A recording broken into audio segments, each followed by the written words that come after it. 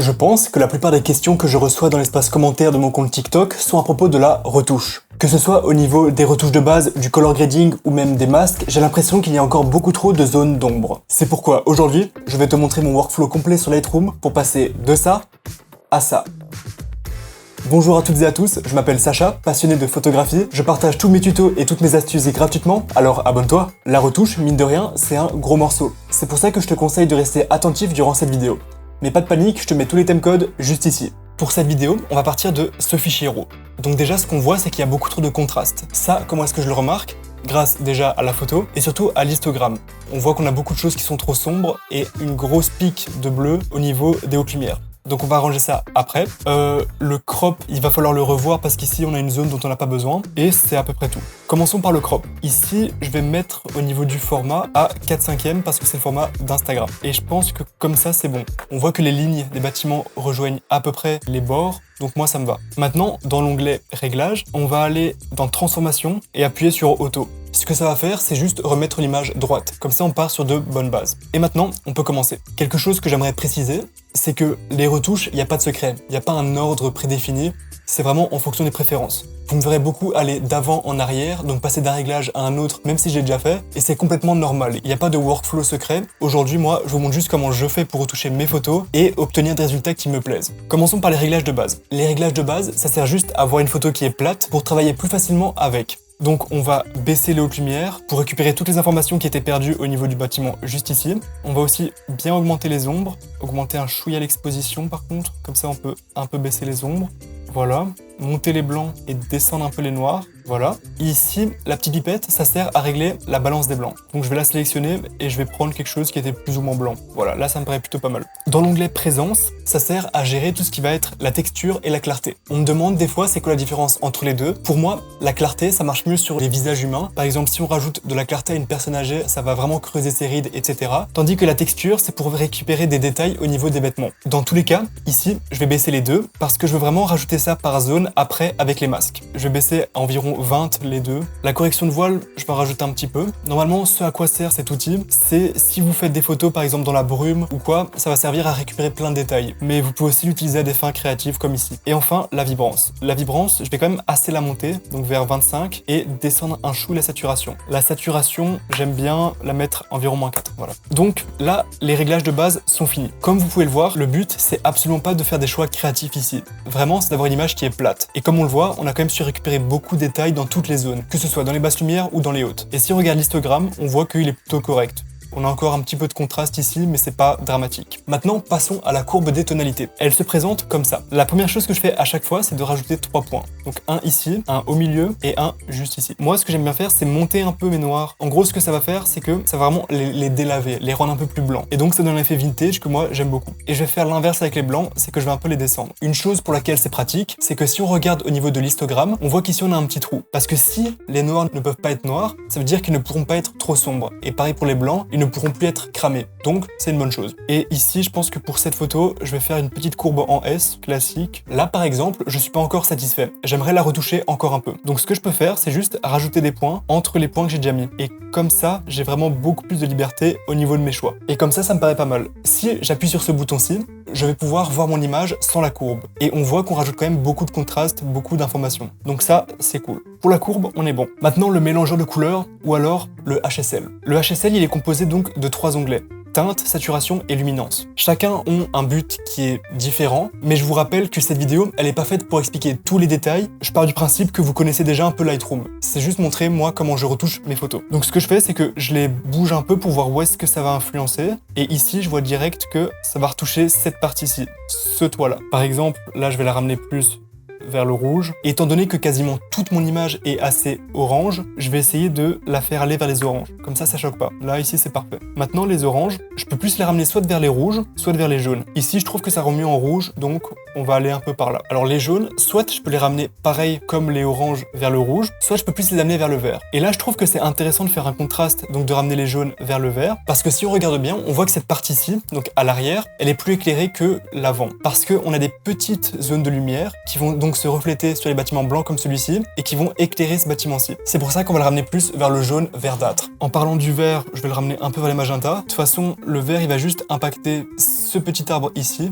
Donc vous voyez, si je le mets trop vers la gauche, il va aller vers le jaune et trop vers la droite, vers le radioactif. Donc je le mets ici, vers 30. Maintenant, on va passer aux turquoises. Les turquoises, en soi, ici, j'en ai pas vraiment, je pense. Non. Donc là, je peux les laisser à 0. Et les bleus, c'est ce qui concerne donc le ciel. Ce que je vais faire avec les bleus, c'est les ramener un peu vers le turquoise, mais pas trop. Comme ça me paraît pas mal. Au niveau des violets et des magentas ici, il faut faire attention. Si on regarde le bas de l'image, donc notamment la petite rigole, on voit qu'en fait, elle a pris sans faire exprès des couleurs. Donc si je bouge, on voit qu'on a du magenta et tout ça. Et ça, c'est quelque chose qu'on veut éviter. Parce que si on le voit pas à première vue, ça va quand même déranger la lecture. Donc pour ça, qu'est-ce qu'on va faire? On va aller dans la saturation et on va la baisser à 100 chez les deux. Et comme ça, comme on voit, c'est beaucoup plus neutre en dessous, c'est beaucoup plus agréable. Les bleus, on va pas les baisser. Par contre, les turquoises, on peut, parce que on en a pas non plus. Et maintenant, pareil, c'est comme avant, c'est juste on va jouer avec les réglages et voir ce qui correspond le mieux. Ici, comme mes sujets sont plus dans les couleurs chaudes, comme par exemple le orange et le jaune, je vais vraiment essayer d'augmenter la saturation pour ces deux couleurs. Donc là, ici, comme ça me paraît pas mal. Et puis pour le reste, on peut un peu baisser, sauf le bleu, où j'ai bien envie de lui donner un effet un peu plus vraiment pastel comme ça. Maintenant, on passe à la luminance. La luminance, c'est pour savoir si la couleur va être brillante ou sombre. Donc maintenant, vous avez l'habitude, on va juste jouer avec les sliders et voir ce qui va. Là, ici, on peut les monter.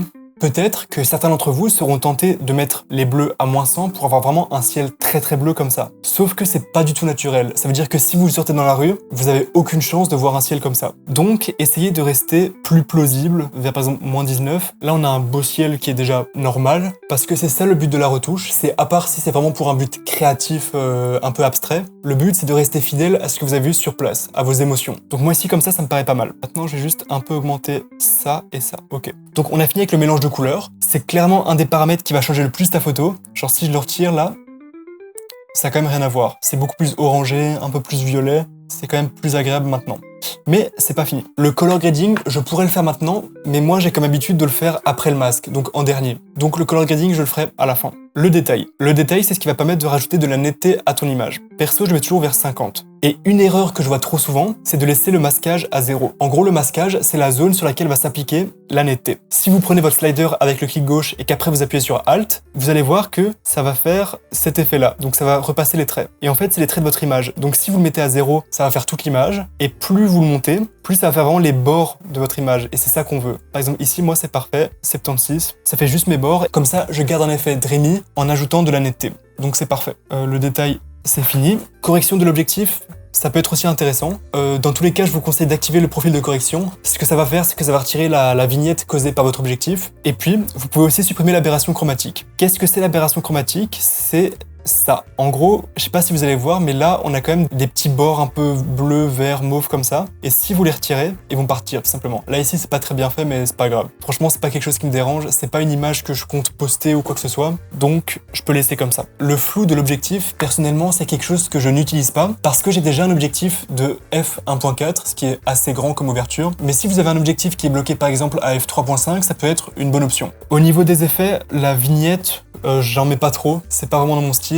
Vous pouvez, vous, si vous voulez en mettre, mais moi, j'aime pas trop ça. Par contre, le grain, je vais tout mettre aux alentours de 15-10. Comme ça me paraît plutôt pas mal. Et donc le grain, ça rajoute un peu de vécu à l'image sans pour autant devoir la dégueulasser, la rendre vieille, enfin bref. Et l'étalonnage, moi il faut savoir que je viens de Lightroom mobile, donc sur tablette, et j'avais pas du tout l'étalonnage, donc c'est quelque chose que j'utilise absolument pas. Maintenant, si vous voulez un tuto sur l'étalonnage, vous pouvez me le dire et je le ferai en commentaire. Donc moi c'est pas quelque chose que j'utilise, je fais tout avec le color grading et le mélange de couleurs, mais si vous voulez l'utiliser, libre à vous. Donc on voit qu'on a fait tous les trucs importants. On peut déjà faire un petit avant-après, donc ça c'est sans les modifications, et ça c'est juste avec les modifications de base, donc déjà ça change complètement la photo, ça je suis content, mais on va encore plus creuser cet écart avec les masques. Les masques, ça va te permettre d'ajouter certains paramètres à des zones spécifiques de ta photo. En général, le but c'est de ramener l'œil du spectateur vers le centre. Donc moi ici ce que je vais montrer c'est plus cette zone-ci, le petit carré là avec la dame qui marche au milieu. Donc ce que je peux faire déjà c'est créer un dégradé radial et venir l'appliquer comme ça au milieu.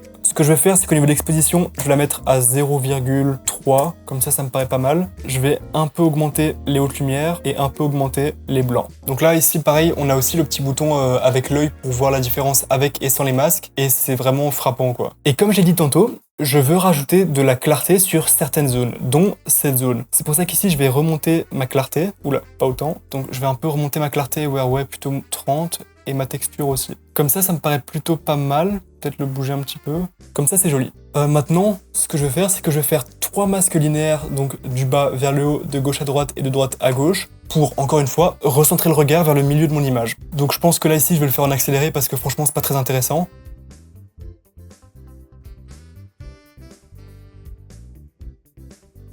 Donc voilà, c'est fait. Ce que j'ai fait, c'est que j'ai juste fait un masque où j'ai ajouté 2 dégradés linéaires et où j'ai juste baissé un peu l'exposition. Je vais un tout petit peu baisser les ombres et peut-être un peu les noirs. Ouais non, là c'est clairement trop.